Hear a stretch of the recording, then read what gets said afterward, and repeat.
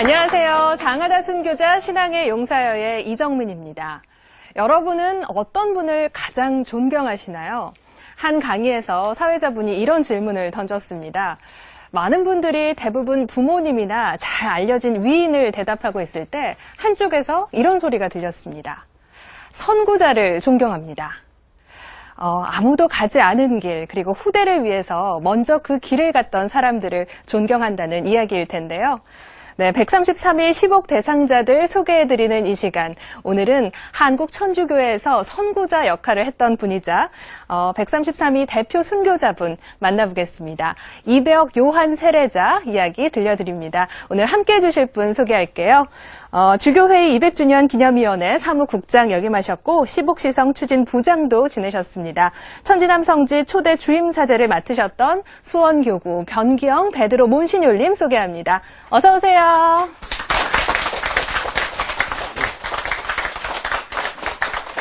안녕하세요. 반갑습니다.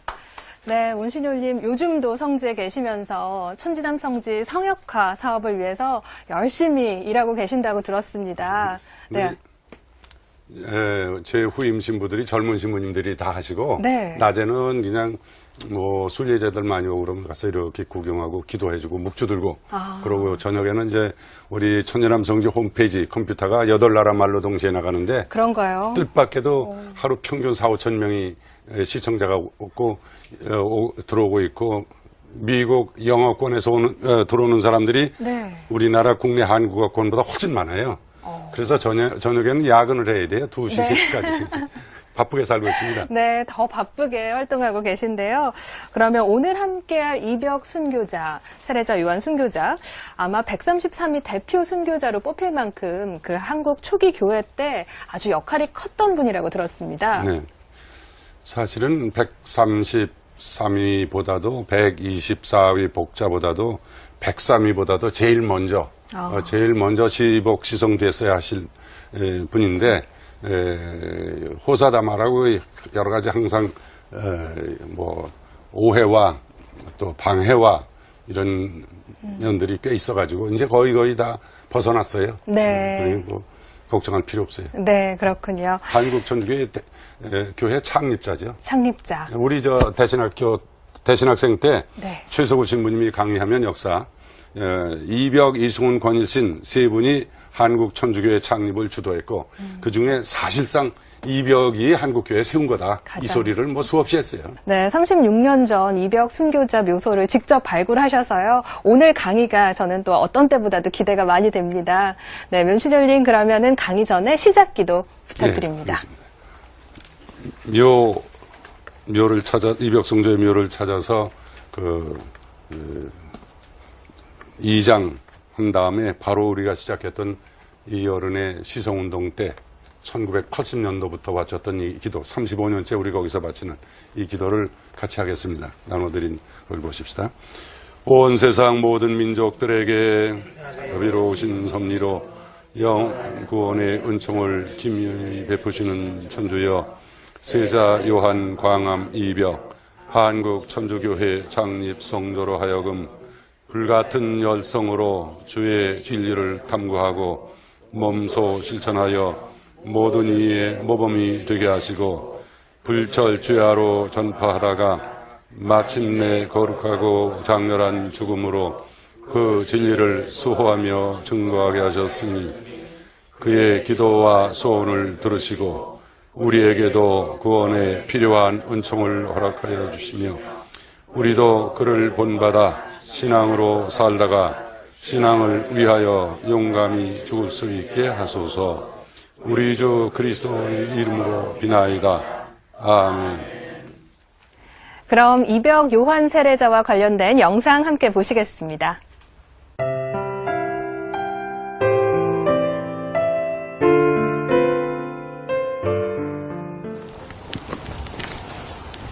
사람들이 향하고 있는 곳은 경기도 포천시 화현면에 있는 하느님의 종 이배옥 요한 세례자가 묻혀있던 옛 묘소입니다. 순교자의 유해는 1979년 묘가 발견될 때까지 무려 195년 동안 누구에게도 알려지지 못한 채 선영이 있던 이곳 포천 산중에 잠들어 있었는데요. 아무도 걸어가지 않았던 참 진리의 길을 독학으로 공부하며 걸어가신 신앙의 선구자는 1754년 무관으로 유명한 집안에서 출생했습니다.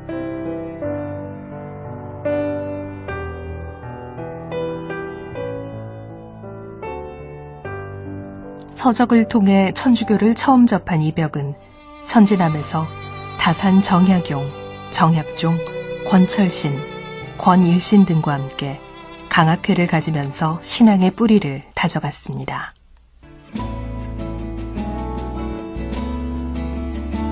이후 한양의 수표교 부근으로 거처를 옮긴 이벽은 김범우, 이승훈 등과 함께 명례방 공동체를 이뤄 천주교 신앙을 전파하는 데 여념이 없었습니다.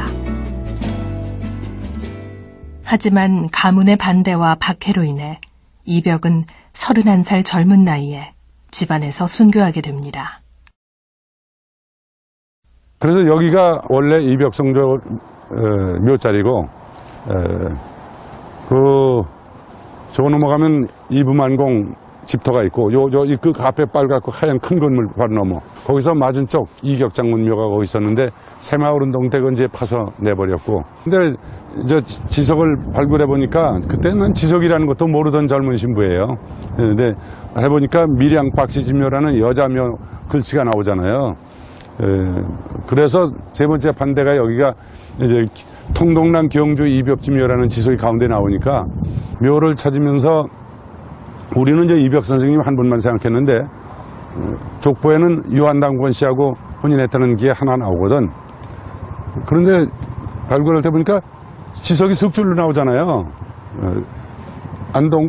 안동권 씨, 이벽성조, 해주정 씨 이렇게 먼저 부인이 사망한 다음에 두 번째 부인을 제출을 얻는데 근데 위 봉분을 해치니까 거기 지석이 나와요. 이렇게 지석을 그래서 지석을 글이 하나하나 한지에다 싸서 옮긴 다음에 보니까 그 다음에 사진에 나오는 대로 한 이 두께는 조선 강회예요. 조선 강회가 장마 때 물은 막고 장마가 끝나고 나면 다른 습기를 빨아서 증발하는 그런 효과가 있고 또 여우나 이런 게 뚫지를 못하게 하는 그런 저기가 있죠. 그래서 이렇게 이런 무슨 군부대 도치가처럼 이걸 어떻게 하느냐고 여기 지그니까 탱탱 튀지. 이쪽에서부터 따들어가자 옆으로.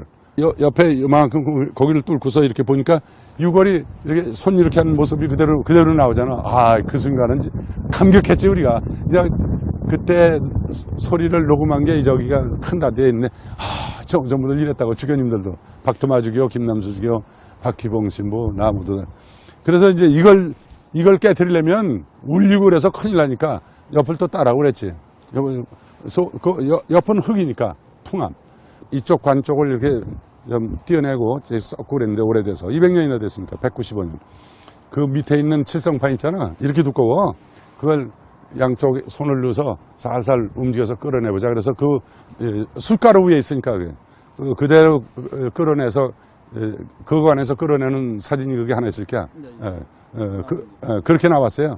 그래서 이 시신은 그냥 그대로 그 위에다 명주 덮고 햇솜으로 다 덮어서 권흥식 교수라고 저 가톨릭 의대 해부학 주임 교수인데 권흥식 박사. 그래서 이 권흥식 박사 시켜서 키가 1m 78입니다. 그러니까 1m 78에 옛날 사람들이 상토하고 관 쓰고 이렇게 신으면 팔적장승처럼 보이지. 아주 큰 키죠. 195년 만에 묘를 찾아서 파묘 직전에 그냥 뒀으면 여기 저 이격장문묘처럼 다 없어졌어요. 이런 게 다 들어섰는데요. 우선 천재남 예토로 다 옮겨 모시는데 모시기 전에 젊어서 당신이 집회를 하고 그러시던 명례방, 명동 성당터를 들리시도록 하자. 이래서 우리가 위원회에서 이렇게 했는데 추경님은 아주 좋아하시고 그럼 난미사를 이벽 선생 이장미사로 드린다. 이렇게 다 됐는데 김수환 추경님 그래도 추경이고 서울대 교구장이고 그러니까 자기 직권으로 광암 이벽 선생님 이장미사를 드렸어요. 그리고 유해는 그 앞에다 모시고서 강문 잘했어요 그때. 유해 발굴 3일 후인 1979년 6월 24일 요한 세례자 축일에 거행된 2장 미사에서 김수환 추기경은 세례자 요한이라는 세례명처럼 이벽은 한국 천주교회에 길을 마련해 주신 분이라고 했는데요. 하느님의 종 이벽 요한 세례자가 순교한 지 230년이 지난 오늘날 후배 신앙인들을 바라보는 그의 시선은 어떨지 궁금합니다. 이벽 요한 세례자의 무덤이 있던 곳에서 얼마 떨어지지 않은 경기도 포천시 일동면에 있는 일동 본당입니다. 이곳에는 이벽 요한 세례자의 흉상이 모셔져 있는데요. 후손들의 발길이 이어지고 있습니다.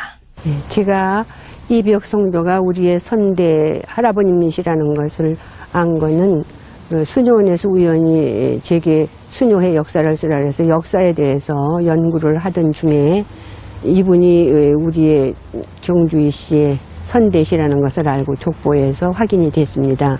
그래서 그때 참으로 감개무량했죠. 한국 교회의 신앙에 큰 나무가 자라도록 기꺼이 복음의 겨자씨가 되어주신 이벽 요한 세례자께 깊은 감사와 존경의 마음을 전합니다.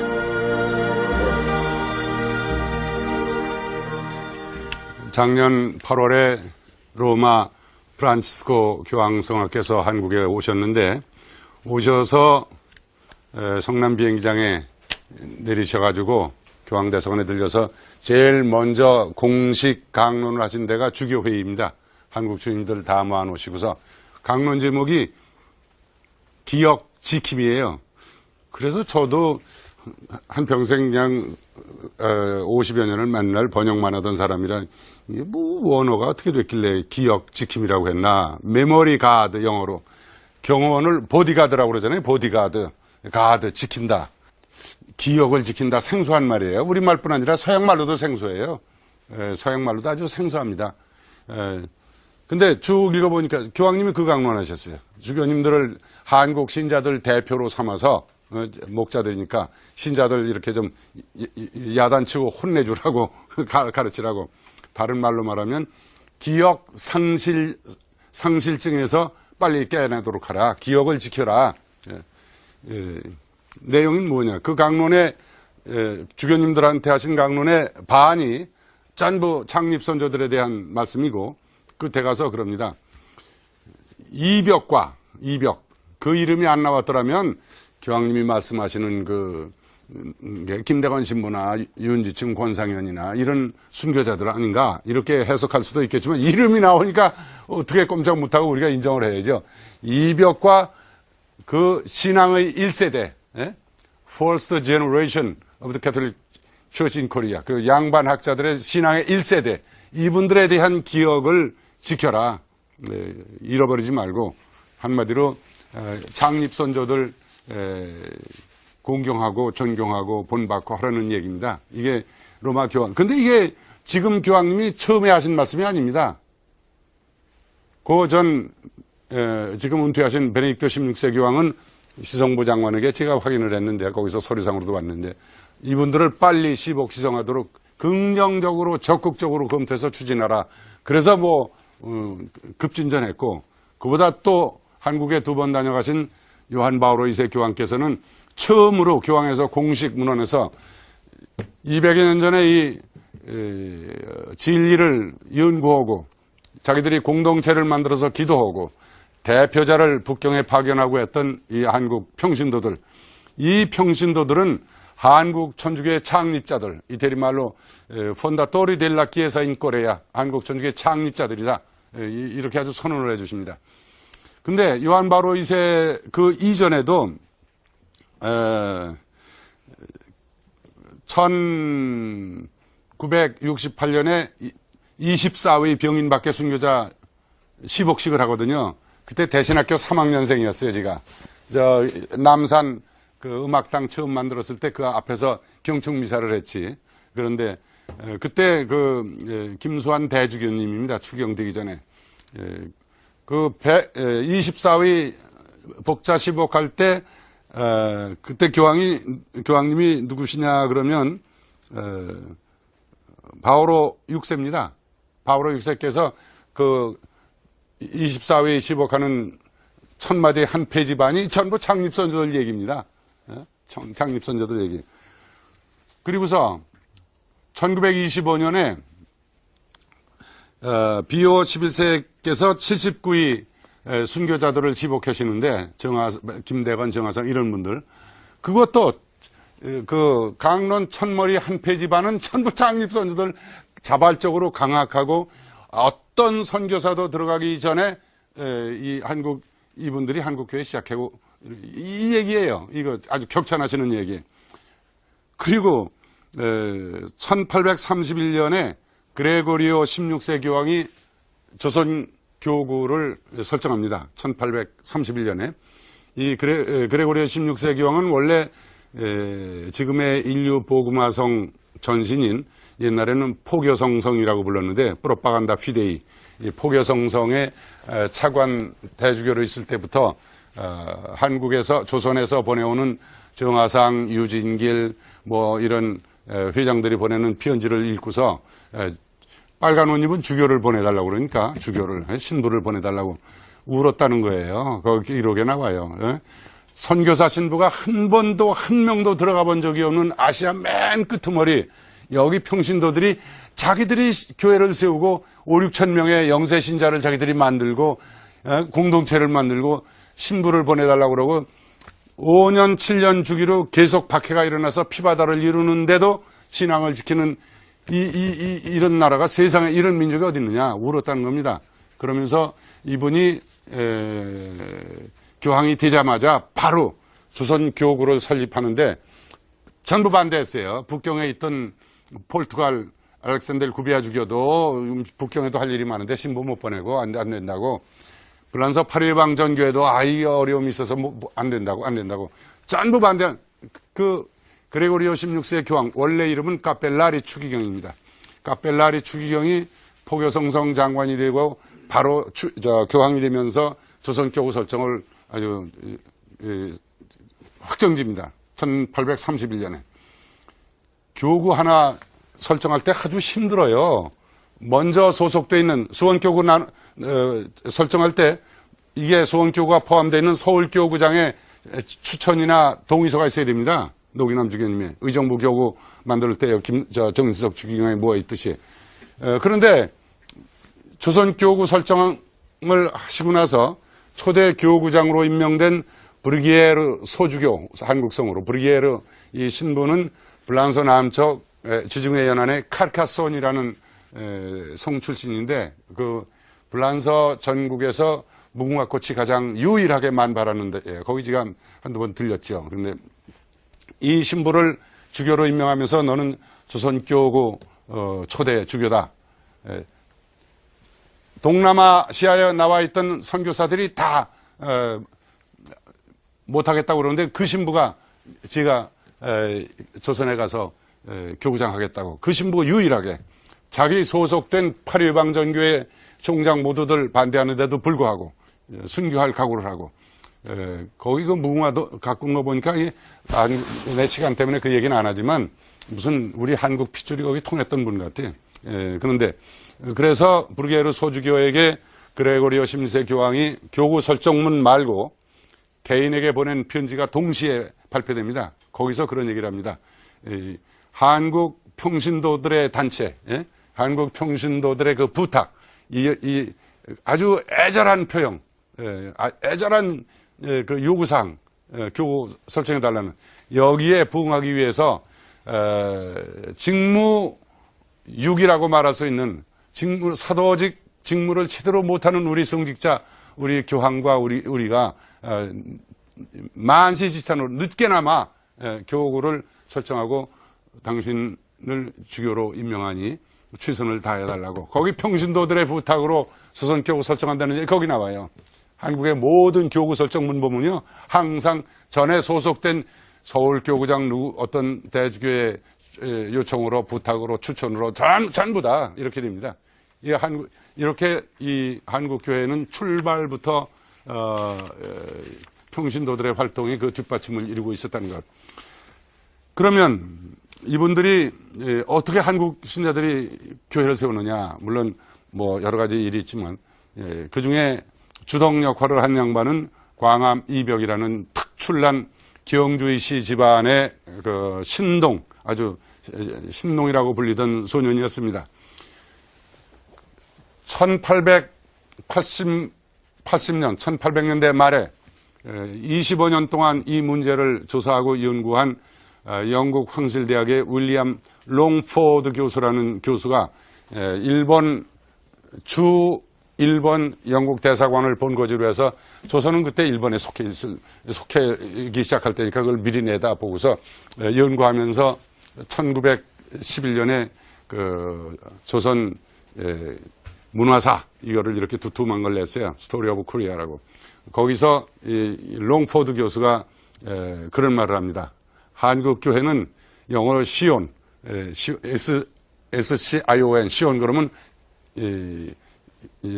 귀동자, 아주 그냥 양반집에 참 잘생기고 이런 양반집에 이벽 경주시 양반집에 아주 귀동자가 주도를 해서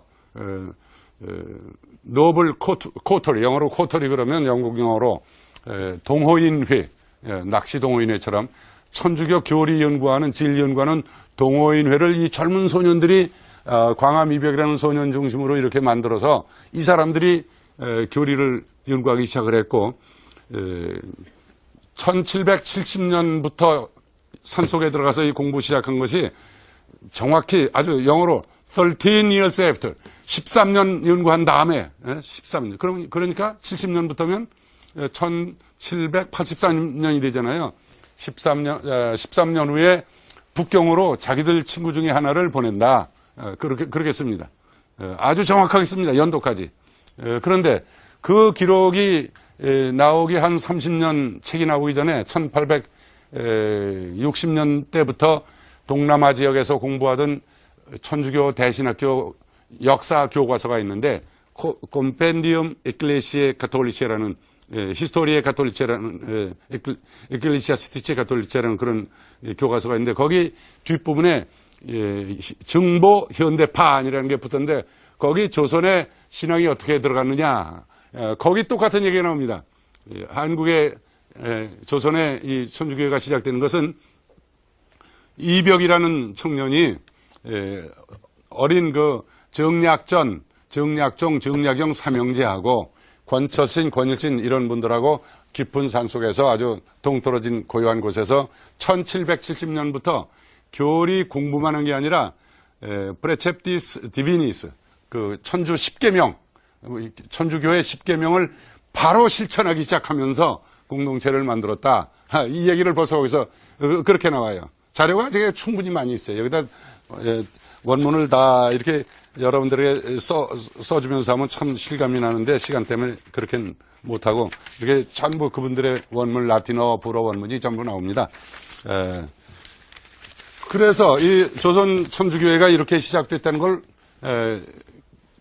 외국 선교사들이 벌써 동남아에서는 1850년대부터 대신 학생들 가르치는 교과서 정보판으로 가르치고 있었고 로마 교황청에서는 1810년경부터 벌써 포교성송에서 취하고 있었어요.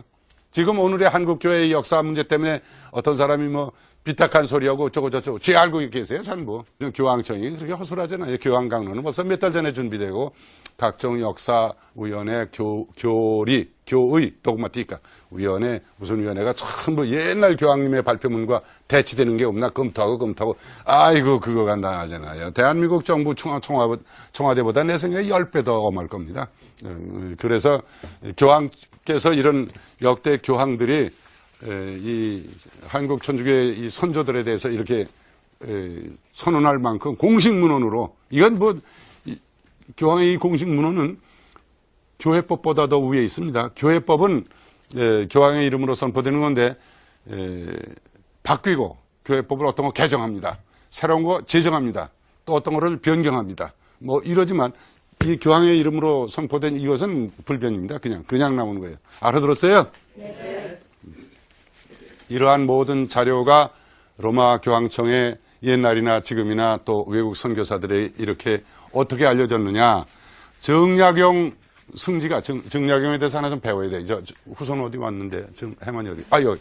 정약종 성현의 후손인데, 물론 지금 이 창립 선조들뿐 아니라 왕의 왕실도 이 날에는 어린애 나면 호열처럼 많이 죽었거든요. 우리 가게도 그래. 그러니까 그냥 여기 죽었으면 저기 동생의 아들 꼬다가 여기 양자에서 뒤를 잃고 또 죽으면 이쪽에 또 오고 누가 벼슬하면 또 이렇게 하고 정약종 권철신 후손 여기 왔을게.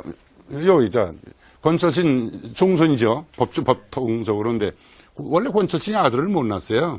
그래도 그때 습관으로 아들을 못 낳아도 다른 양반들처럼 아들 낳기 위해서 시바지로 무슨 소실 두거나 그러지 않았어요. 이벽성조께서 그거 안 된다고 프레ceptis divinis 아주 저들이 산속에 있으면서 하느님의 계명을 철저히 알고 지키기 시작을 했다. 그렇게 나오니까 벌써 1700년대 말에 그래서 권철신이 아들 없어도 소실 안 두고 권일신 동생 권일신 한 아들을 양자로 해서 권상문과 계승을 하죠. 이벽성주도 마찬가지고 다 마찬가지예요. 참 왔다 갔다. 예수님이 제일 심해요. 그게. 예수님 부활 승천하신 다음에 12 제자들이 사방에 흩어졌잖아요. 그때 각 지방에 있는 디아스포라 유대인들 교포 사회에서 예수가 저 팔레스타인 사마리아인 후손 아니야? 예수가 왜 저런 소리를 해요? 죄반대했어요. 그래서 마테오라는 사도가 우리 예수님이 진짜 유태인이다. 그래서 아브라함이 이삭을 낳고 이삭이 뭐를 낳고 14번 이거 봐라. 또 낳고 또 낳고 마테오 복음을 읽어보면 유태인 족보를 그래서 내보내는 겁니다. 그러나 그 14대를 훑어보면 뭐 다윗 왕 때 어떻게 되고 저기 소실 데려다 살고 뭐고 복잡해요. 그러나 법통으로 예수를 낳은 마리아의 남편 요셉은 이런 유대인의 혈통에 그것을 선언해 줍니다. 마테오 복음이. 지금도 여기 그 이벽성조 직계 종선이 이건형이지 그렇지? 이건형 선생 왔어요. 경기고등학교 지금 선생인데 그 원래 맏형이 이 큰아버지가 이상훈 씨라고 유교사변 때 전사했죠. 그래서 바로 동생 이상국 씨가 거기 농협조합장도 하고 그랬는데 엄친인데 얼마 전에 돌아가셨어요. 그래서 이런 직계 후손들이 지금도 처음에는 이 창립선조 후손들 찾아서 만난다는 게 참 힘들었어요. 오기선 신부님 덕택이었어요. 오기선 신부님이 제 얘기를 듣더니 글쎄 변신부 내가 소개해줄게. 나를 따라와. 저기 미아리 중앙시장 고무신 가게 하는 권호진 회장, 권혁훈 회장 아버지예요. 참 열심히 했죠. 그 양반 소개해주면서 안동권 시내 창립선조 후손들을 발견할 수가 있었고 또 이승훈 진산에 저기 만천만수동 묘 가면서 그래서 광암 이벽성조가 어릴 때부터 신동으로 이렇게 태어났는데 이분들에 대한 자료가 200여 년 전이니까 여러 가지 자료가 나오는데 그렇게 많지는 않아도 제가 이렇게 요새 보니까 중요한 자료는 다 있습니다. 참 하느님의 안배입니다. 중요한 자료. 정약용 선생이 쓴 자료가 중요한 자료 중에 하나죠. 보통 우리는 다산 정약용 그러지만 조선 왕국의 마지막 대한제국 마지막 황제가 순종 황제인데 칙서 교지로다 그걸 내립니다. 정약용 승지를 정약용이 벼슬에 제일 높은 게 동부승지니까 정조임금을 모시던 요새로 말하면 청와대 수석비서관이라고 볼까? 막강하죠. 이 사람 통하지 않으면 상감을 만나질 못하는데 정약용 승지를 성균관 대제학에 추중하며 국립왕실대학 성균관 개편했으니까 정조가 거기에 아주 돌아가신 지 한 80년 후에요. 정약용 승지 돌아가신 지 80년 살아있는 사람 성균관 총장으로 임명한 거는 백으로 오기 때문에 가치가 없는데 죽은 다음에 거의 100여 년 가까워 와서 후대 왕이 성균관 대제학 총장으로 추중한다 그런 것은 진짜 그것은 조선 역사의 굴지의 학자라는 것을 인정하는 겁니다. 성균관 대제학으로 추중하며 문도공의 시호를 내리노라 그럽니다. 문도공, 충무공 이순신처럼. 그래서 정약용 선생에 대해서 우리가 정중하게 정식으로 공식으로 부를 때 문도공, 요한, 1784년 수표동 이벽성조 자택에서 세례를 받아서 요한이라고 그러거든요. 22살 때. 그러니까 문도공, 요한, 정약용, 승지 이렇게 부르는 것이 정중하게 공식으로 제대로 부르는 거예요. 그냥 다산정약용 이렇게 함부로 막 부르지 말고. 알았어요? 네. 따라서 해봐요. 복창을 시켜야 기억에 남지. 문도공, 요한, 정약용, 승지. 앞으로 이분을 부를 때 문도공, 요한, 정약용, 승지 이렇게 불러야 됩니다. 이게 정식으로 부르는 겁니다. 천재남매 순례 오는 사람들이 이거 다 배우고 갑니다. 교수님들도 배우고 갑니다. 그거 몰랐습니다. 소리 많이 들읍니다. 이 정약용, 승지가 글도 많이 씁니다. 아주 굉장히 많이 쓰는데 광암 이벽이라는 이분이 누구냐. 얼굴이 하도 용모가 수려해서 방 안에 좌정하면 신선이 내려와서 강림한 듯 착각할 정도였고, 이분이 말을 할 때는 큰 강물이 흘러가는 것 같아서 듣는 사람이 설득되지 않은 사람이 없었다. 왕조실록에도 이벽, 웅변, 여, 장하, 큰 긴 강물, 양자강 같은 강물이 내려가는데 거기 뭐 설득되지 않은 사람이 없었죠. 특히 천주교 교리를 반대하던, 잘 모르고 반발이 심하니까 천진함에서 이 서울에 와가지고 이기양이라는 대학자하고 토론을 하거든요. 이기양 아주 유명한 문의현감이었죠. 뭐 나이 차이도 그건 20살, 18살 차이 나죠. 그 요새 그러니까 젊은 애들이 양반집 애들이 글쎄 무슨 천주학이라는 천학이라는 도를 전한다면서 이벽이 광암공이 그 젊은 사람이 아주 주동 역할을 한다면서 선비들을 다 모아놓고 공개 토론했어요. 천마디지 뭐 그냥 모두들 뭐 이기양 학자의 친구들이 제자들이지. 광암공 그 자네가 천주라고 하는 신을 공경한다는데, 예를 들면 신을 위한다는데 자네가 그 신을 좀 만나보았나? 그 신이 어떻게 생겼나? 나같이 생겼던가? 콱 맥힐 것 같은데 광암공이 선생님, 보감 선생님. 보감 선생님께서 고조 할아버지 얼굴을 보셨습니까? 그렇다고 고조 할아버지 없다고 하실 수가 있습니까? 그거 내가 고조 할아버지 없다고 할 수 없지. 이 지금 앉아 계신 건물, 이 건물이 지가 석가래와 기둥이 지가 이 집을 지었다고 생각하십니까? 이 진 목수가 있는 게 분명하지 않습니까? 그렇지. 그냥 번번이 이기양 대학자의 질문에 대한 대답은 반격의 공격이 되었다. 이렇게 나옵니다. WG의 글에. 그냥 쩔쩔매는 거죠. 쩔쩔매기 꼼짝도 못하고. 그래서 끝에 가서 광암 이벽의 이 젊은 선비의 말은 옳다. 진도로다. 참된 도로다. 너희 모두 이벽의 가르침을 따르라. 그래도 천주교 빨리는 안 들어왔어요. 그 아들이 이 총옥이 강학회에 참석을 했었고, 아들 방어기는 김대관 신부 신학생으로 했을 때 같이 배를 타고 상해까지 갔던 사람들입니다. 묘를 못 찾아요. 내가 이방옥 순교자 묘 찾으려고 했었는데 못 찾아요. 횡성 공근면에 있었는데 뭐 다 그냥 지각 변동을 하니까. 서울장안이 발칵 뒤집어졌죠. 서울장안에서 우리 유림에서 그래 광암 이벽 이 젊은 선비 하나 무릎 꿇게 할 사람이 없느냐.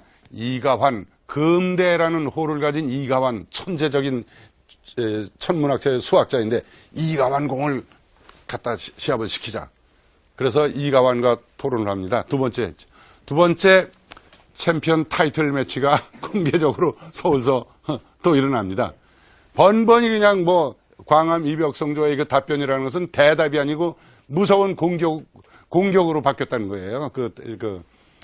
누가 이겼을 것 같아요? 말할 필요도 없지 뭐 그냥 이벽 선생이 그냥 완성으로 끝나죠.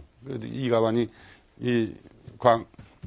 광암공의 주장이 옳다. 천학은 옳은도다. 천주를 공경해야 된다. 그러나 너들 다 자기 제자들이 많이 와서 너들 다 광암공 따라서 세례받도록 해라. 나는 적어도 이승훈 젊은 진사처럼 내가 앞으로 북경에 갈 기회가 오기 때문에 그때 가면 북경 가서 서양 선비한테 외제 세례를 받도록 하고 이승훈처럼 그래야 되잖아요.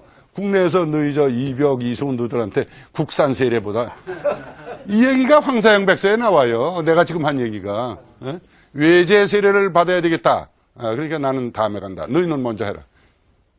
국제 관계가 달라지고 외환 사정이 달라지고 할 수 없이 이래던 세례도 못 받겠구나. 그래서 이가와는 국내 세례를 받습니다. 순교합니다. 예. 그 순교하는데 남한산성에 있을 때 거기서는 나중에 조금 얘기가 나오겠지만 이래서 걷잡을 수가 없이 서울에 이제 불길이 일어나는데 천지남 강학회 했던 이 젊은 그룹들이 이 서울로 들어오는 게 1784년 4월 달인데 들어올 때 배후에서 정약용이 쓴 시를 보면요. 아주 이벽을 모시고서 입성, 한양성으로 그거 정약용 아버지가 그 시를 봤더라면 막내 정약용은 아주 이 문도공 홍군역이 나는 거예요. 입성이라고 홍경래 반란군 같은 녀석들이나 도성의 왕이 사는 도성에 입성을 하지 상경이라고 해야 돼요. 부산에서 대구에서 신의주에서 항상 서울에 상경한다고 그러지 어디 감히 아주 왕과 동등한 입장에서 입성, 정약용이 입성이라는 표현을 씁니다. 내가 보통 한학자들이 그거 보고 무심히 읽지만 내가 이거 이 진짜 맹랑하고 야무지고 당돌하고 입성이라고 합니다. 입성하면서 쓴 시를 보면요. 아주 이 젊은 정약용, 이승훈이 젊은 선비들은 포부가 대단했어요. 신앙뿐 아니라 한국 조선 사회를 완전히 개혁을 하고 싶었던 거죠. 그 아침 일찍 떠났던 모양이에요. 한강에서 배를 타고서 내려오면서 정약용이 오늘따라 날씨가 맑구나. 물결이 잔잔하구나. 하늘은 강물 속에 있고 강물은 하늘을 품고 있구나. 저 강 양쪽에 연기가 아침밥 하는 연기가 축 벗어오는 것처럼 연기가 나는데 붉은 홍비, 홍화, 저 복사꽃이 떨어질 때거든요. 그 지금도 복숭아 나무 많이 심어요. 팔당 그 강변으로다. 그게 떨어지고 있네. 소식과 이영 그 옛날 중국의 유명한 그 대학자들 이런 사람들 얘기를 하면서 얼마나 훌륭한 분들인가. 그런데 광암공이 이렇게 가니까 하늘과 땅이 이렇게 호응해 주는구나. 저기 검단산의 꾀꼬리가 잘 다녀오시라고 언제 또 오시느냐고 무슨 환송가를 부르듯 하는구나. 아주 이렇게 그래서 제가 제일 좋아하는 시가 여러 개가 있는데 정약용이 15살에 장가들고 16살에 인사하러 천전함에 가서 제일 먼저 정약용 전집 제1권 첫머리 나와요. 바로 이벽 선생에게 정정한 시. 그거는 아주 15살 먹은 애가 이렇게 어려운 단어를 쓰는 걸 보면 얼마나 책을 많이 읽었느냐가 그냥 드러나요. 말이자 글이자 사람의 마음이 되는 거기 때문에 그 사람 글을 보면 이 사람은 글깨나 좀 읽었구나. 정약용이 나중에 1797년에 정사년에 천진함에 와서 그럽니다. 여기 천진함에 오간만에 오니까 이벽 독서 유유차. 이벽이 독서하던 곳 그저 있네. 독서가 글을 읽던 곳이라는 뜻이 아니고 책을 읽던 곳이라는 뜻이에요. 글은 독경이라고 불러요. 시경, 서경을 읽으면 자왈위선자는 이게 독경이고 많은 책을 쭉 다 읽어나가는 건 독서고 이건 글서자, 책서자. 그래서 독서는 요새 말로 연구, 이벽 선생 연구소, 독서처가 아직도 그저 있네. 중국에서는 현대화에서 아직도 대만 보인대학에서 경제학을 독서하고 왔다. 신학을 독서했다고 그러지 연구했다고 일본 말 안 써요. 천이라면 독서처가 13년 적어도 기록상으로 정확하게 있었습니다. 서울 장안에 이렇게 그냥 이가환, 이기양 대학자가 챔피언 벨트를 다 벗어놓고 패배하니까 난리가 났죠. 이거 큰일 났다. 걱정할 필요 없습니다. 이 양반층에서 그 양반의 손으로 벌 주면 됩니다. 아주 간단해요. 그래요? 그 주조판서 김화진이 그거 어떡하지? 저걸 어떻게 막지? 이거 큰일 났구나. 간단해요. 막걸리값만 주시오. 술 잔뜩 먹고 건달 녀석들이 가서 예를 들면 경주 시내 노인 중에서 집안에 그 늙은 마누라한테 꼼짝도 못하고 마루 밑에 기어 들어가는 그런 영감일수록 밖에 나와서는 목소리가 크거든요. 할아버지가 경주 씨예요? 나주정 씨. 여기 몰라서 묻냐? 내가 경주 씨지. 경주 씨도 양반인가요? 이 녀석 보게. 경주시가 양반이 안 되면 오성과 한음 이항복이 뭐 우리가 경주시가 호박씨가 양반이냐 살구씨가 양반이냐 이 녀석아. 말 조심해야지. 에이 서울장안에서 경주시 양반으로 취급안 해요. 이는 뭐게? 무슨 소리냐. 에이 젊은 아낙네들 남녀 7세 부동석인데 젊은 아낙네들하고 저기 중인계급 통역관 저 김보문의 집에 이렇게 모아놓고서 장가를 같이 부르지요. 이웃집 아낙네들하고 손으로 해고에 맹측한 짓을 하지요. 상놈들하고 밥 먹지요. 이거 저 권대감 자네도 이제 떡쇠 돌쇠 이 상놈들하고 겸상해야 되네. 니니네니 하고 양반은 상놈이 되고 상놈은 양반이 된다네. 날마다 일해도 목구멍에 풀칠하기 어려운 판국에 7날마다 문 걸어 잠그고 집안에 들어앉아서 뭐 주의를 지킨다나 이러질 않나. 응? 또 양반은 자식이 없어도 소실을 못 둔다네. 양반이 소실 못 두면 상놈이 두나 누가 둬. 그게 이제 우리 서울장안에서는 경주시 양반 취급 안 해요. 그냥 이 노인네가 가만히 있을 것 같아요. 천녀님도 못 말려요. 이런 노인네는 그냥 종춘에 가서 이래가지고 그냥 뉘집 애들이 그 이부만의 둘째 아들이라고. 둘째 아들 이벽이 오래소리 안 합니다. 굵게 노릅니다. 그 애비를 좀 오라고 그래라. 이부만 공이 가서 혼이 납니다. 저기한테 가서. 종친에 가서 몇 차례. 할 수 없이 작전은 격리시켜야 된다. 그 주동자를 빨리 어디로 보내라. 아버지가 책임이다. 네 애비가 책임져라. 그러니까 이벽 선생을 저 명례방에서 집회하던 그 양반을 그리 빼버리거든요. 집안이 발칵 뒤집혀서 통문이 돌았다. 사발 통문. 하룻밤 사이에 삼천리를 돌아온다는 통문이에요. 도착하면 즉시 양반이 하나가 읽고 삥 들어서 적어가지고 사발에다 이렇게 해가지고 돌리고 그냥 밤새도록 돌으니까 이 사발 통문이 돌아서 5, 6인 대여섯 명 된다. 이 얘기야. 이벽, 이승훈, 권천선, 권실, 정략 중에 5명입니다. 바로. 이 양반집 5명, 6명은 이건 서양 오랑캐도를 따르는 사람들이니 휘지문담 지외하라. 이놈들은 양반이 아니니 양반집 대문 담 밖으로 내쫓아라. 족보를 빼내버리라는 얘기입니다. 어이구, 이게 족보를 빼내버리면 이격 장군이 파면되고 아들 이석 장군이 파면되고 자기 아버지 이달인이 뭐 받았던 조선 정부에서 받았던 그 각종 벼슬이 이게 다 취소가 되고 이게 큰 탈관삭직의 폐가망신이에요. 그러니까 한 달 동안 그냥 이벽 선생과 친했던 개혁파 세력, 박재가, 이덕무 이 사람들이 동원이 돼가지고 이 사람아 광암 아버지의 말씀을 듣게. 그렇지 않으면 이거 큰일 나네. 이게 자네네 가정 아버님으로서 할 수 없.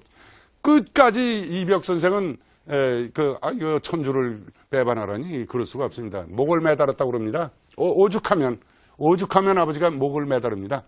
그래 너 때문에 우리 집안이 전부 폐가망신하는 것을 탈관삭직되는 것을 보고 사느니 차라리 너 보는 앞에 내가 죽는 꼴을 봐라 이렇게. 그래서 이제 어머니가 와서 말리고 아버님 뜻을 따라서 이제 명례방에 다시는 안 가겠다고 한 말씀은 밖에 나가지 않는다고 좀 하도록 하시고 이래서 목매달아 죽지 않았어요. 이부만공이. 근데 국사대사전에서는 목매달아 죽었다 그러는데 그 잘못된 기록이에요. 죽지 않고 살아서 92세까지 살합니다. 1817년까지 살아요. 그래도 아주 그럼 천주교 이제 안 하기로 하는 거지? 이렇게 배교하라고 그럴 때 깜짝 놀라면서 배교는 아니다. 무슨 소리냐? 불란서 주교는 그 대목을 이렇게 썼습니다. 불란서만. 너방트 아포스타시. 배교하라고 내밀으니까 뒤로 물러서면서 무슨 소리냐? 럭꾸레. retire. 뒤로 물러섰다. 순교하라고 그러는데 뒤로 물러서면 배교한 거지만 배교하라고 그랬을 때 뒤로 물러서면 배교 거부했다는 얘기입니다. 불란서 신부들 다 그렇게 해석합니다. 불란서 사람 전부. 그런데 그걸 번역들을 잘못해가지고 이벽 선생 배교한 것처럼들 해놓고 그랬어요. 그런데 그것뿐이 아니에요. 많아요. 맨투성이에요. 그러니까 이거 큰일 났잖아요. 신자들하고 만나질 못하게 연금 상태에 들어갑니다. 이벽 선생을. 첫 번째는 천주교 신자들의 출입을 금지해서 격리시킵니다. 자기 아버지 집으로. 근방에만 오면 우리 아들 못 만난다. 너희 안 만나.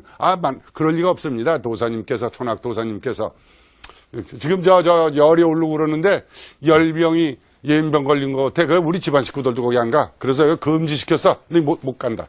사실 전염병 열병은 1838년에 한국에 돌입니다. 전염병이 돌면 시설이 없던 시대이기 때문에 그 집안에 같이 죽는 사람들이 많이 족보에 나와야 돼요. 근데 이벽성 선생 한 분만 32살에 이 기골이 장대한 양반이 죽을 수가 없잖아요. 1838년 무술년에 전염병이 돌았었는데 그거를 한 40년 전 사건으로 아마 이 WG교가 쓸 때 혼동을 했던 것 같아요. 뭐 선교사니까 그럴 수 있습니다. 불란서 그래도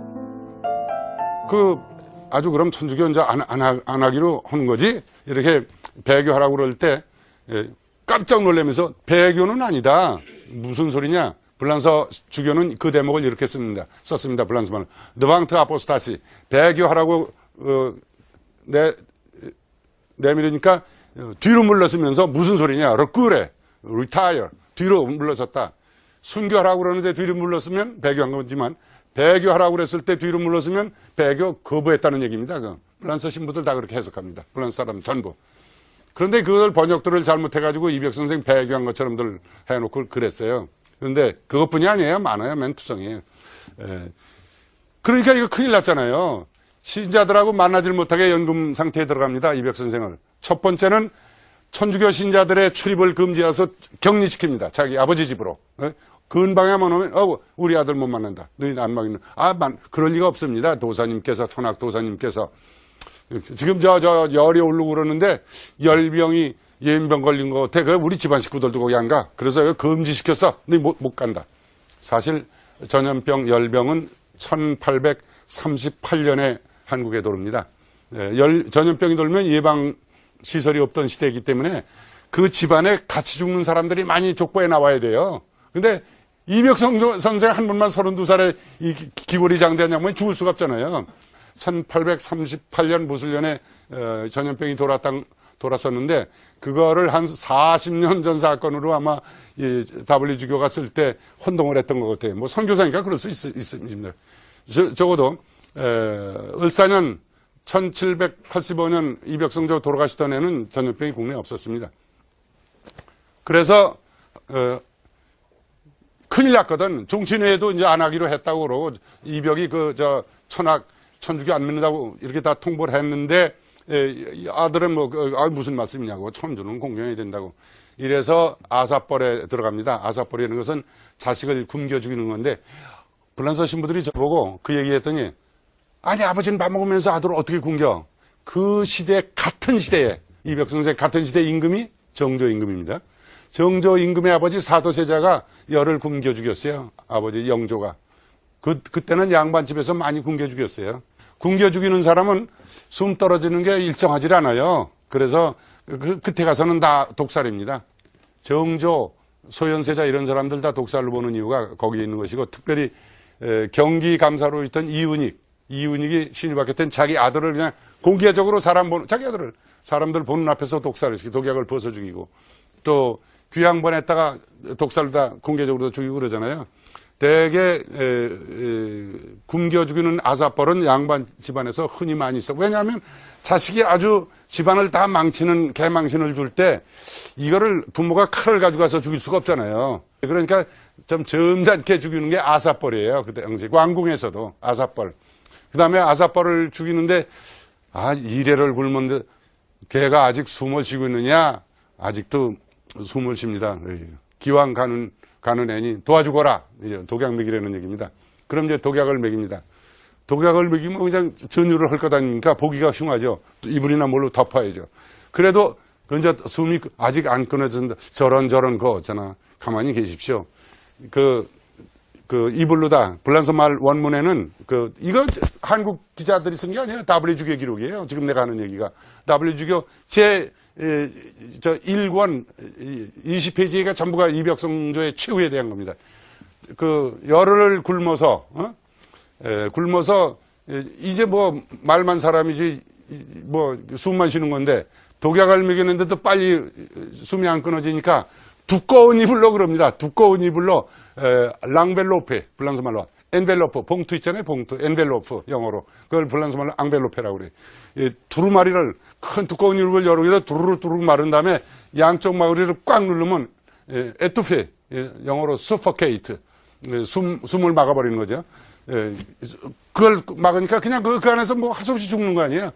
그래서 이벽성조는 구체적으로는 한 달 반 내지 2달 동안 박재간이 뭐 이런 사람들한테 시달리고 들볶이고 그러면서도 끝까지 격리 상태에서 신자들과 갈라진 상태에서 집안에 연금돼 가지고 영 신앙을 버리지 않으니까 할 수 없이 아버지가 목매달아서 이런 마지막 수단을 통과하고 실제로 목을 매달으니까 이제 아버지 그럼 이제 제가 명예방에 안 갈게요. 이래서 내렸는데 그래도 신앙을 버리질 않았으니까 이거 내버려뒀다가는 안 되겠으니까 그리고 또 사실 아버지가 대청마루 대들보에 목을 매달을 정도인데 그 아들이 밥 좀 더 가져와 더 먹게 이런 아들 세상에 있을 수가 없는 거예요. 그 당시에는 그렇잖아요. 예?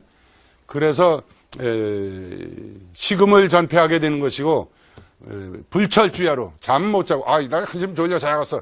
아버지는 그냥 목 매달아 중내산에 하는데 자야 되겠어. 그런 아들이 지금도 없어요. 그럼도 옛날엔 더군다나 옛날에 어떤 시대냐. 오형 지속이 3,001호되 이제 막대어 부려라. 5가지 오륜에 속한 죄가 3,000개가 있는데 그 벌이 그중에 제일 큰 벌은 불효다. 그럼 불효 중에서 부모님에게 말대답하는 거냐 뭐냐. 무후위대니라 맹자가 그럽니다. 후사가 없는 것보다 더 큰 죄는 없다.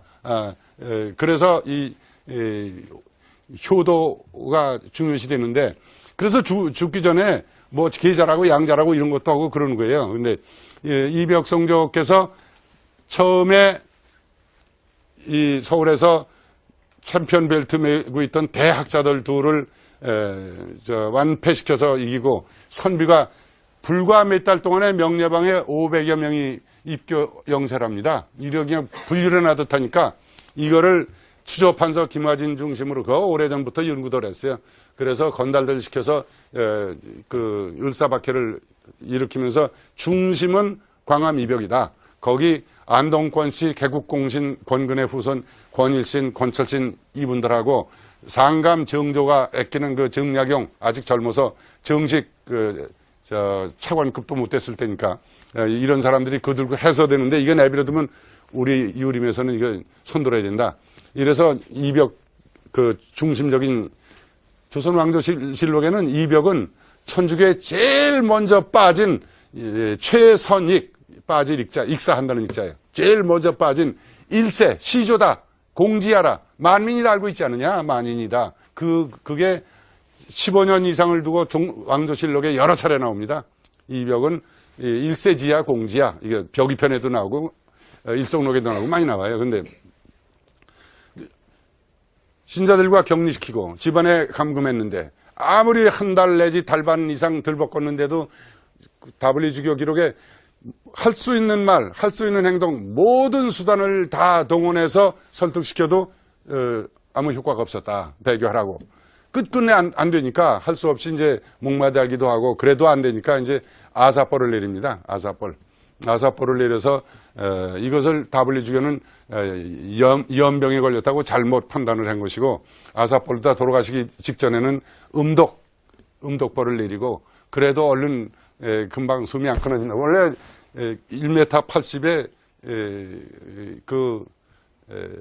아주 장사 기질을 타고난 분이었으니까 그래서 숨을 막 질식사. 그러니까 이벽성조는 직접적으로 임종 직전에 아사벌과 음독벌과 질식벌 이 세 가지 벌인데 어떤 순교자도 예수님도 이 십자가에 매달려서 이렇게 구경이라도 하고 성모님 얼굴에도 쳐다보면서 운명하셨지 광암 이벽성조처럼 교우들을 못 만날 뿐만 아니라 자기 가족들을 못 만날 뿐 아니라 이북에 일주일을 굶겨가지고 이불에다 뚜루루 마서 캄캄한 여기서 인간 고독의 최절정의 상태입니다. 그게 더 무슨 여러분을 이불에다 뚜루루 말아서 양쪽 눌렀다고 생각합시다.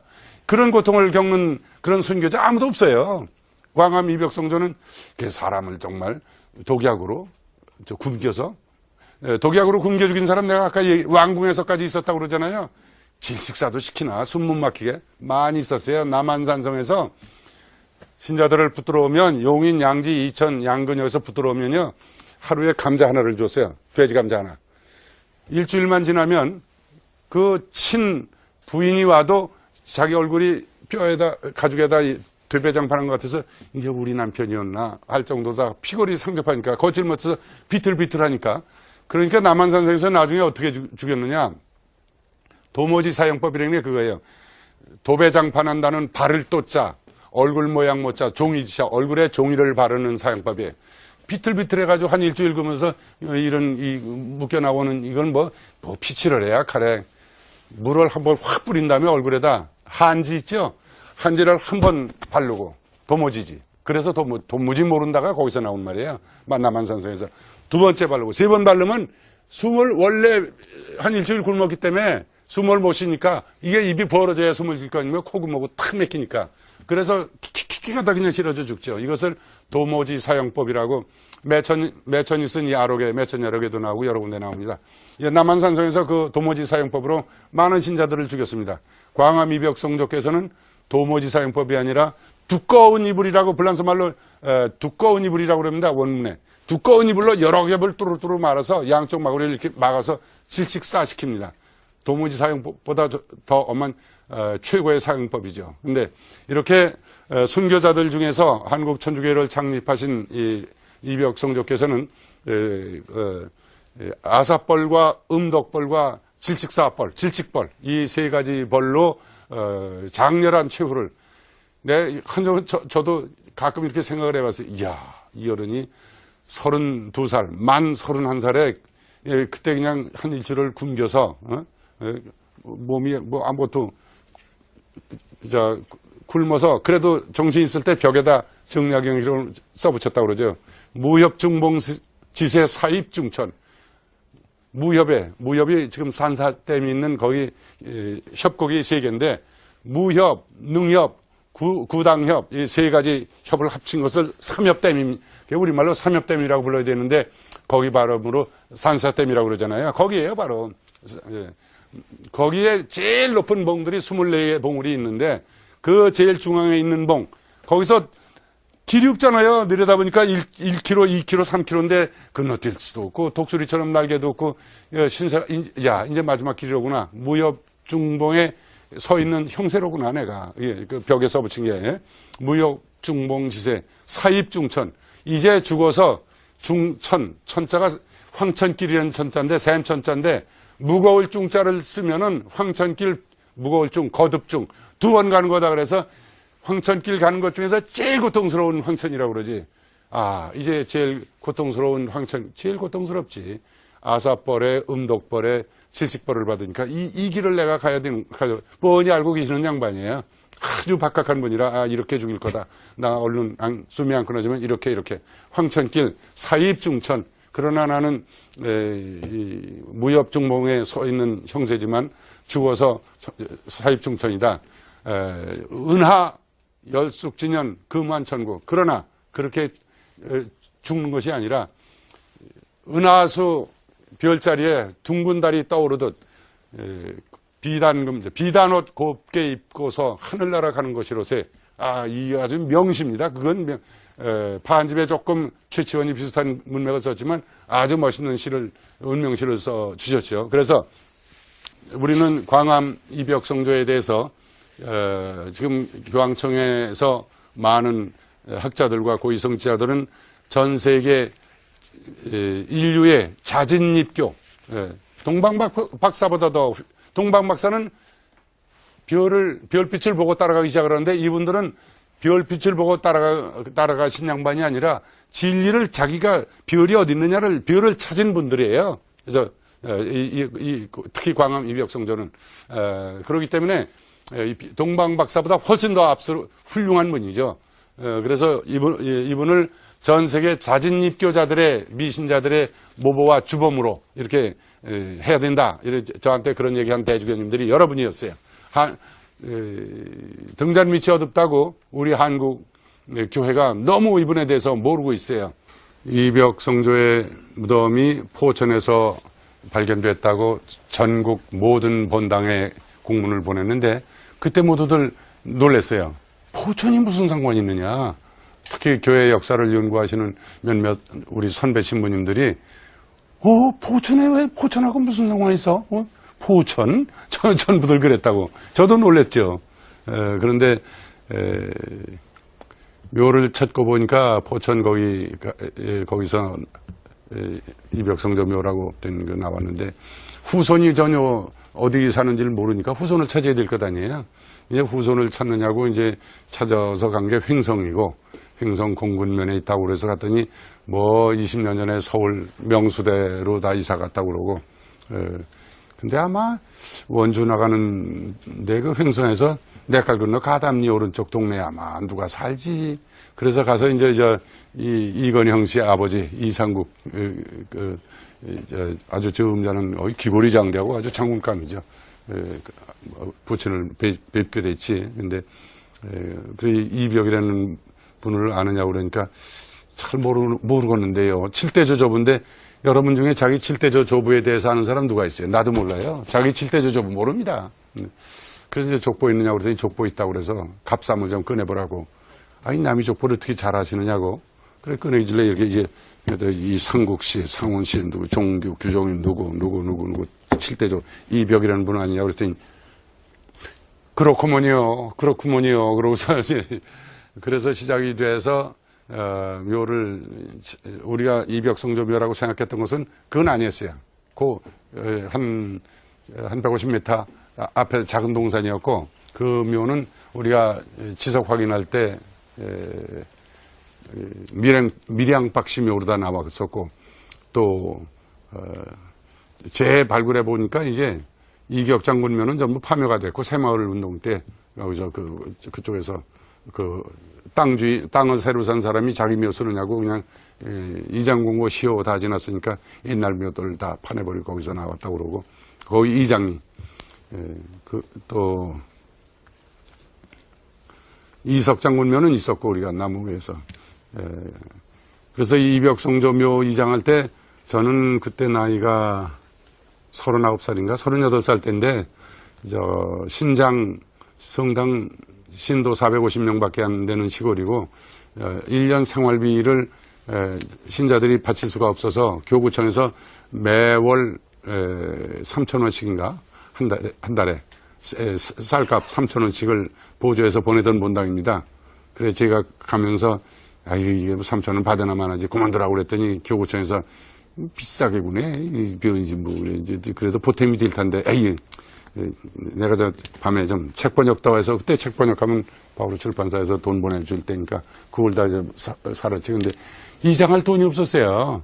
그래서 해화동 본당 주임으로 있던 박희봉 신부님이 경기도 용인 한고양 출신 선배고, 그래서 이제 또 해화동 본당은 포천 교회 묘지가 아주 좋고, 그거 관리하느냐고 석공들도 있고, 그래서 이벽성조 묘를 옮기는 데가 좀 협력을 해달라고 그랬더니, 이거 같이 좋지, 같이 해야지. 그래서 이제 위원회를 만들어가지고, 원래는 5월 3일인가 이장하기로 했었는데, 돈이 없고 사람들이 모이질 않아서, 최재선 주교 부산 그 양반이 5만 원 보내고 전국에서 본당마다 교구마다 수도회마다 다 보냈는데 연락은 묘 찾았다고. 관심들이 전혀 없었어요. 천상 우리가 그래서 3번이나 6월 6일까지 자리 잡았다가 못해서 6월 20 근데 안 배요, 그것도. 6월 24일이 요한세자 축일이고 이벽성조의 본명 축일이고 그러니 미리 한 2, 3일 전에 발굴해 보자고 6월 21일에. 그래서 발굴이 됩니다.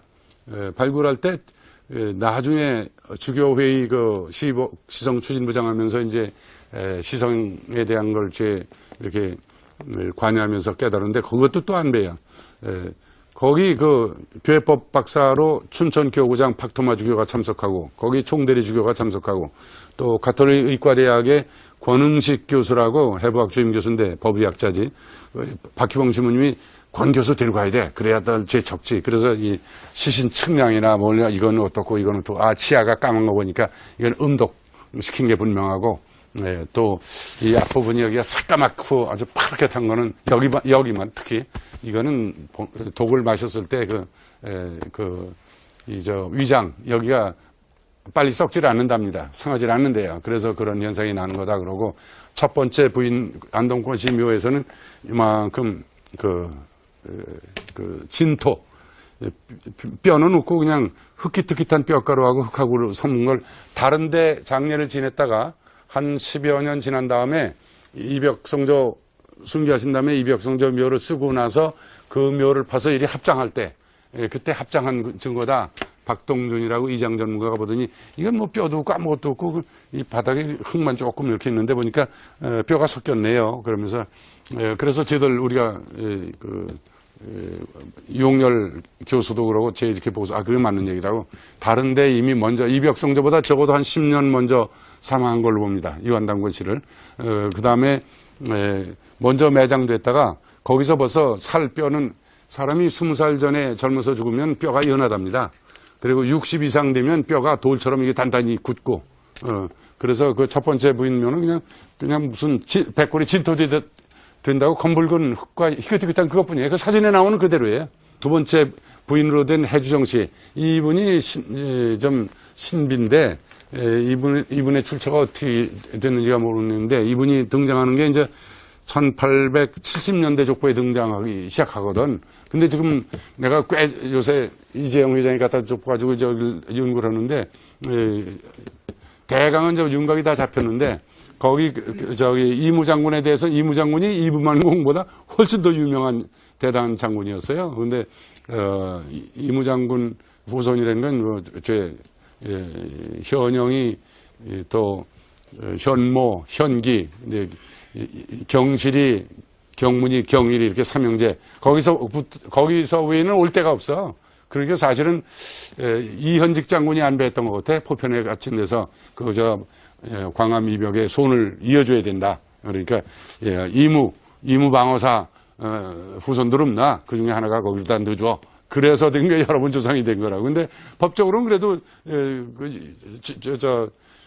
아주 정통이 다 이어지는데, 남보라는 천주교 박해하는 박해 세력들이 남인들 중에서만 뽑아서 경주시, 평창시, 안동권시, 나주정시 이런 사람들을 뽑아서 만드는 족보가 있어요. 남보.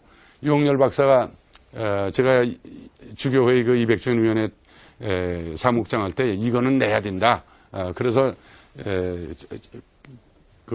창립사 자료집 제1권으로다 이렇게 6권짜리를 2권으로 내놨는데, 거기 보면 이격 장군 후손은 손자까지 나와. 병조 밑에 그 밑에까지, 또 이석 장군 후손도 손자까지 나오고 증손자까지 나와. 근데 이벽성조는 이벽성조 당대로 다 끊어졌어. 혈통은 없다. 이제 우리는 이분에 대해서 그 캄캄하던 시절에 신앙의 순교자이지만 많은 사람들에게 자유를 주는, 정약용 선생이 15살 먹어서 장가들자마자 그 이듬해 봄에 정장하고 이벽 선생 앞에 가서 뭐라고 그러는지 알아요? 여러 가지가 있는데 젊어서 소년 시절에 쓴 시에서 선생님은 서물 무편파, 서출이나 이런 거 서민들 구별하지 않고 인물을 인간차별하지 않고 편파적이 아니시고, 영덕 면조수, 소년 시절부터 그냥 덕을 닦는데 열중하신 어른이시고, 또 현호 기상투, 성현 군자의 학덕과 영웅호걸의 기백을 다 같이 갖추신 분이시 아니십니까? 이럽니다.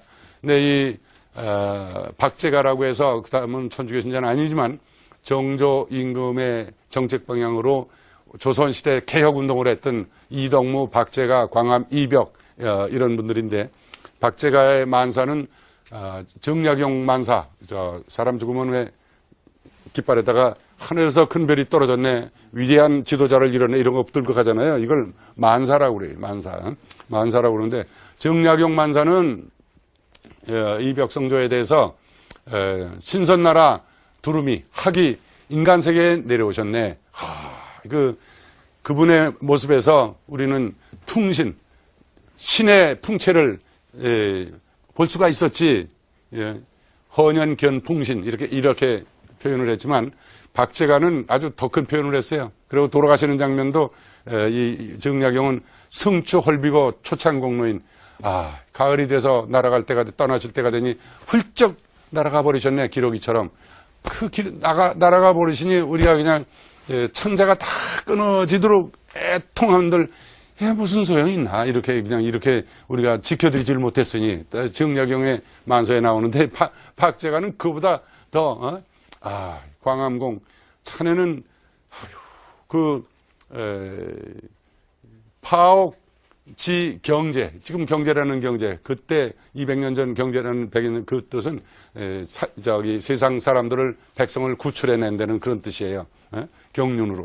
그러니까 광암공 자네는 파옥 집안 살림 다 안 하고 다 집안 살림 깨뜨려버리고 일체 집안을 불고 가사 불고 집안 살림 안 하고 결혼 생활도 안 하고 형식상으로 그냥 이름만 안동권 씨한테 뭐 혼인 아버지가 하라고 그래서 해놨지 돌보지도 않았어요. 가정. 그래서 무육으로 나와요. 아기를 못 낳았다. 그래 자네는 그냥 가정을 돌보지 않고 온 백성을 구하는 일에 아주 그냥 몰두했었지. 자네가 이렇게 세상을 떠나니 건곤 암쌍체 하늘과 땅이 암암리에 속으로 쌍체 한 쌍이 돼 하늘과 땅이 한 쌍이 돼서 그냥 너무 슬퍼서 눈물을 섞인 울음을 하고 있네. 이벽성조 돌아가신 데 대해서 그 4살 더 먹은 박제가라고 하는 유명한 그 학자가 그런 만사를 씁니다. 이 첫 번째 부인 안동권 씨가 권판서의 딸인데 병조판서, 경상감사, 전라감사, 충청감사를 했고 한성판윤, 서울시장까지 했죠. 권엄이죠. 유명한 사람이야. 그 사람 광암 이벽은 자가 독조인데 병조판서 권엄의 딸과 혼인했다. 기록에 무신보에 이렇게 나오면 적어도 이 사람이 그 장인이 병조판서 한 후에 이 족보를 만들었다는 얘기 아닙니까? 병조판서 되기도 전에 우리 장인 병조판서 될 사람 딸한테 장가 들었다. 그 소리는 못할 거 아니에요. 적어도 족보 해석할 때. 근데 옛날에는 부인들이 보통 3살 더 많이 먹습니다. 왜냐하면 살림법을 가르쳐 시집 보내니까. 그런데 기록에 나온 걸 보면 살림을 제대로 돌보질 않았는데 박제가의 시에는 구체적으로 나와요. 살림 하나도 안 하고 다 집 팽개치고 백성들 구하는 일에만 몰두했지. 옥도 집 가짜를 안 쓰고 가옥이라는 옥자를 써요. 깨트릴 파옥 지경제 뜻은 백성에게 두고 있었지 그럽니다. 파옥. 그 유한당고시는 유명한 학자고 이분들을 다 신자로 봅니다. 나는. 이벽성조께서 권철신 대감내 그 대학자들 정략종래 그 전부를 신자로 만드는 사람인데 자기 집안 이석, 이격 아버지도 처음에 신자였었어요. 근데 자기하고 약혼한 여자 신자 만들고도 남아요. 그 언변과 인품과 이걸로 봐서. 다만 이제 나중에 하도 그냥 밖에 불결하기 심하니까 신자 아닌 척 했지들. 근데 일찍 죽어요. 무육으로. 자식을 못 낳고 죽었단 말이죠. 요새는 뭐 별거 아니지만 옛날엔 딸내미를 시집 보냈는데 자식을 못 낳고 죽었다. 그러면 그 친정집에 시집 안 간 애들하고 조카 딸들하고 후배들은 결혼 기피 대상으로 돼요. 그 집 딸 데려오지 말아라. 그 집 딸들은 자식도 못 낳는 데더라. 아주 그런 창피가 어디 있어요. 병조판서 집안에 그냥 그런 망신이 어디 있어요. 권엄이라는 이 병조판서가 이게 우리 딸이 왜 내가 딸이 또 있는데 다른 데 시집 가서 자식 낳는데 왜 이벽 광암공한테 시집 보낸 그 제일 큰 딸만 왜 아들을 못 낳느냐 이럴 수가 있느냐. 우리 딸이 시집 가서 아기를 못 낳은 거는 무육으로 나온 그 사위가 이벽이 박제가 말 많다나 파옥 집안을 절대로 돌보지 않고서 저기 부인한테 오지도 않고 그냥 천년함 산골에 13년이나 다른 기록에 나온 이렇게 처박혀 있으니 그놈이 와서 무슨 자식을 낳느냐. 옛날엔 결혼하고도요 여러 해씩 정약용 결혼하고도 4년인가 5년 만에 딸을 하나 낳다가 바로 죽지. 한석봉이나 이런 사람들 결혼하고서 보통 7, 8년 만에 애기 낳고 그래요. 근데 이 이벽이 잘못이지 우리 딸이 무육이 아니다. 다른 딸들 집 가서 애기 낳았다. 그리고 그 훌륭한 이벽을 저걸로 다 만들어 놓은 거, 그 천주학이라는 종교가 못된 종교다. 그래서 이 권판서가 천주교 반대파의 앞장섭니다. 얼마나 심했느냐. 이 을사밖에뿐 아니라 신해년밖에, 을묘년밖에, 신유년밖에 때는 그냥 권엄이 그냥 이렇게 화가 나가지고 그 정약용, 이승훈 이놈들은 그냥 극형에 처해서 찢어 죽여야 할 놈들이지 천주학을 하더니 그 천주학이 우리 그 훌륭한 사회의 이벽을 저렇게 망쳐서 우리 딸도 그냥 애기도 못 낳고 죽게 만들고 그런 놈의 천주교다. 이런 내막들이 있습니다. 그래서 족보를 읽는다는 것은 성경을 해석하는 게 성전이 없으면 비블리아를 해석하려면 트라디시오, 성전을 알아야 되는 것처럼 마테오 복음을 처음부터 끝까지 읽어도 마테오가 썼다는 말 거기 한마디도 안 나와요. 그거 어떻게 아느냐? 성전에 의해서 알게 되는 거예요. 또 요새 어떤 일부 사람들이 족보 해석을 잘못해서 엉뚱한 소리 하는데 광암 이벽성전은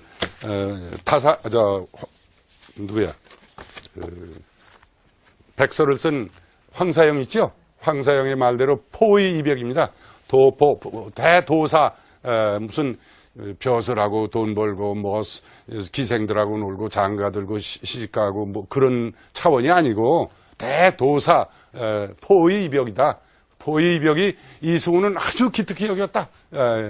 포의 이벽입니다. 그분은 출가승처럼 포의 도사, 그건 뭐 기록에까지 포의 도사로 젊은 황사영이 쓸 정도인데 박제가가 파옥 지경제라고 쓸 정도인데 그런 분들의 그 결혼 생활에 대해서 우리가 신경 쓸 필요가 없어요. 나중에 이벽성조 돌아가시고 100년 후, 150년 후에 발행되는 족보들은 그 당시 이현직 장군이라는 이벽 선생의 작은아버지, 아버지는 부만, 작은아버지는 호만의 손자 중에서 아주 출중한 인물이 나가지고 이현직 장군이 조선 팔도 다 다니고 장군으로서 또 병조판서 어영대장, 경호실장도 했고 한성판윤도 했고 그러던 분인데 이분이 대원군하고 경복궁 다질 때도 참여했고 아주 대단한 분입니다. 그분 때 1800년대 말에 경주시 족보를 재정리하고 그럴 때 행정적으로 이렇게 여기 양자로 붙여, 이렇게 붙여 그런 기록들을 가지고 그러는데 그건 다른 그전 기록을 보면 그냥 증명이 돼요. 그래서 이벽성조는 한평생 출가성으로 동자승처럼 짧은 일생 31살을 어떻게 어디 가서 뭐 살림하고 그럴 겨를도 없었어요. 뭐하고 한 과정을 보면 그렇게 살았던 분이다. 그리고 그 부인으로 나오는 유한당권 씨가 무육으로 죽었다. 해주정 씨가 무육. 아들을 낳지 못하고 죽었다. 왜 또 그 양반은 무슨 애기 낳지 못하는 여자들만 어디 가서 고을러서 모집하고 다녔나? 다 이제 동정녀로 사는 사람들이에요. 그분들 동정녀로 거룩한 신자들이에요. 알아들었어요? 네. 자, 그러면 광암 이벽 선생 이렇게 위대한 분을 역사 공부의 대상 인물로만 삼는다든가, 또 그분을 무슨 문학 작품의 대상 인물로 삼는다든가, 실학이라는 그 정치 철학, 실학 연구의 대상 인물로 삼는 것보다도 우리 신자들은 동시에 이분을 한국교회를 처음 창립해 주신 어른이니까 존경의 대상으로, 감사의 대상으로, 찬미하는 대상으로 이렇게 삼아야 합니다. 알아들었어요? 네. 그래요. 근데 이 얘기를 하려면 한이 없겠어요. 이걸로 끝나는 걸 하십시다. 감사합니다.